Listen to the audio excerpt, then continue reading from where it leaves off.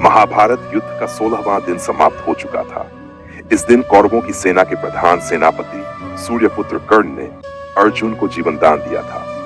जब पांडवों की माता कुंती को यह समाचार मिला तो वह व्याकुल हो उठी। व्याकुलता में वह कुरुक्षेत्र की उस पावन भूमि पर जा पहुंची जहां महाभारत के महानतम योद्धा भीष्म पितामह बाणों की शैया पर युद्ध के परिणाम की प्रतीक्षा कर रहे थे। कुंती पितामह के चरणों में झुककर बोली, प्रणाम तातश्री। यह सुनकर भीष्म पितामह ने धीरे से आंखें खोली और कहा, मेरे सिरहाने आओ पुत्री। मेरी दृष्टि अब मेरे पैरों तक नहीं जाती। तुम्हारे पुत्रों के बाणों ने मेरी दृष्टि को सीमित कर दिया है। तब कुंती रोते हुए बोली, मैं क्या करूं तातश्री।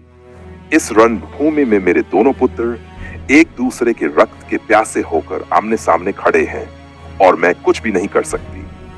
क्या आप मेरी विवशता की गहराई को समझ सकते हैं? मैं तो अर्जुन से यह भी नहीं कह सकती कि हे पुत्र, जिसकी छाती का रक्त तुम इस कुरुक्षेत्र की भूमि पर बहाना चाहते हो वह किसी और की नहीं बल्कि तुम्हारे ही बड़े भाई की है।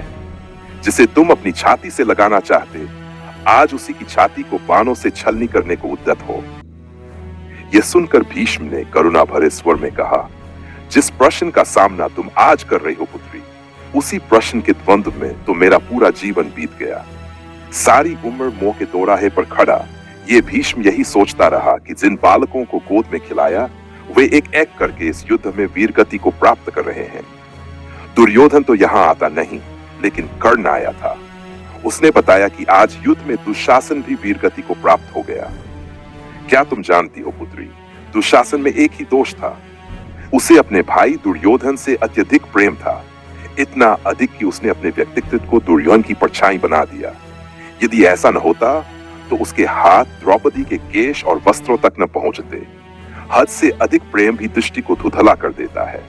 और यही मैं आज तुमसे कह रहा हूं, अपने प्रेम से अपने विवेक को बचाओ। कुंती बोली, तातश्री, आप बड़े भाग्यवान हैं कि आप किसी के पिता नहीं हैं। ये युद्ध चाहे जिसकी भी खातिर लड़ा जा रहा हो, लेकिन इसमें वीरगति को प्राप्त होने वाले हमारे ही पुत्र हैं। तातश्री, वे हमारे ही पुत्र हैं। कल के युद्ध में मेरे दोनों पुत्र फिर आमने सामने होंगे। आज तो कर्ण ने अर्जुन को जीवन दान दे दिया, लेकिन मुझे नहीं लगता कि कल अर्जुन कर्ण को जीवन दान देगा। तातश्री, मैं अपने पुत्र कर्ण का शव नहीं देखना चाहती। मैं चाहती हूं कि मेरे दोनों पुत्र जीवित रहें। इस पर भीष्म ने कहा, पुत्री, सूर्यपुत्र कर्ण की मृत्यु ही उसके जीवन का एकमात्र प्रसाद है। वह जीवन भर अकेला रहा है और इस धर्म युद्ध में भी वह अकेला ही है। उसकी विडंबना देखो, वह जानता है कि जिससे वह युद्ध कर रहा है वह उसका अनुज है। दूसरी ओर अर्जुन है, जिसे यह पता ही नहीं कि जिससे वह युद्ध कर रहा है वह उसका बड़ा भाई है।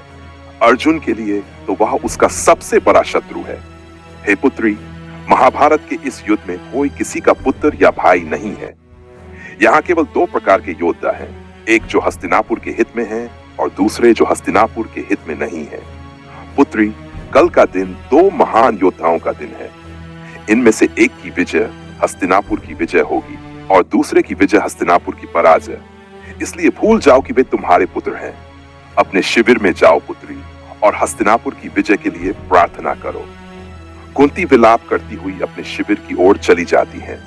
भीष्म उनकी ओर देखते हुए कहते हैं, कुंती, तुम्हें गर्व होना चाहिए कि कर्ण जैसा वीर तुम्हारा पुत्र है।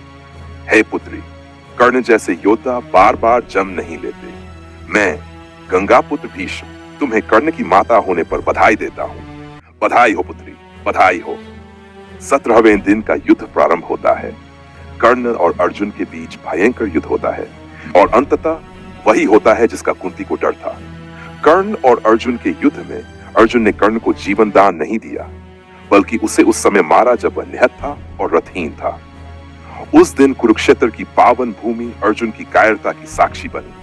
आज भले ही इतिहास अर्जुन को महान धनुर्धर कहे, लेकिन रक्त में भीगी उस कुरुक्षेत्र की मिट्टी साक्षी है कि अर्जुन ने कैसे एक निशस्त्र कर्ण का वध किया। दोस्तों, यह था कुंती और भीष्म पितामह के बीच अंतिम संवाद। आशा है आपको यह वीडियो पसंद आया होगा। ऐसी ही और महाभारत की विचित्र अनसुनी कथाओं को जानने के लिए हमारे चैनल को सब्सक्राइब करें। वीडियो को अंत तक देखने के लिए आपका धन्यवाद। जय श्री कृष्ण।